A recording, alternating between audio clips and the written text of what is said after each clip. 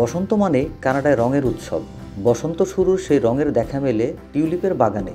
রাজধানী অটোয়ায় এই সময় দূর দূরান্ত থেকে ছুটে আসেন হাজারো দর্শনার্থী। টিউলিপের সৌন্দর্য আর সুবাসে মাতোয়ারা সবাই।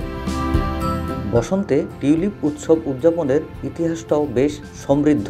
দ্বিতীয় বিশ্বযুদ্ধের সময় জার্মান দখলদারিত্ব থেকে মুক্ত করতে নেদারল্যান্ডসে প্রবেশ করে কানাডিয়ান বাহিনী। কানাডায় ৭,৬০০ সেনা সেই লড়াইয়ে প্রাণ হারান। একই সময়ে ডাচ রাজপরিবারকে আশ্রয় দেয় কানাডা। অটোয় থাকার সময় জন্ম হয় ডাচ রাজকুমারীর। রাজপরিবারের সম্মানে একটি হাসপাতালকে সে সময় সাময়িকভাবে আন্তর্জাতিক ভূখণ্ড হিসেবে ঘোষণা করা হয়, যাতে রাজকুমারীর নাগরিকত্ব নিশ্চিত হয়।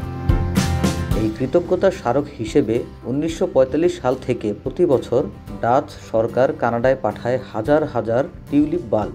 সময়ের পরিক্রমায় সেই উপহার রূপ নিয়েছে কানাডার জাতীয় ঐতিহ্য কানাডিয়ান টিউলিপ ফেস্টিভ্যালে। The tulips here are really nice. The fields are still really full. Tulip season is very short, so we're very lucky to be able to see it. The colors are very beautiful. এই উৎসব শুধু ইতিহাস নয়, প্রজন্মের পর প্রজন্মকে শেখায় শান্তি, বন্ধুত্ব আর আন্তর্জাতিক সম্প্রীতির চেতনাকে। টিউলিপের দৃষ্টিনন্দন উৎসব শুধু বসন্তকেই নয়, মনে করিয়ে দেয় ইতিহাসের এক অনন্য অধ্যায়। টিউলিপ বন্ধুত্বের প্রতীক, যা জন্ম নিয়েছিল যুদ্ধের ভয়াল সময় থেকে। তাই টিউলিপ যেন একটি ফুল নয়, যুদ্ধের বিভীষিকার বিপরীতে বন্ধুত্ব ভালো লাগার জায়গা। আবু হানিফ শুভ, সময় সংবাদ, কানাডা।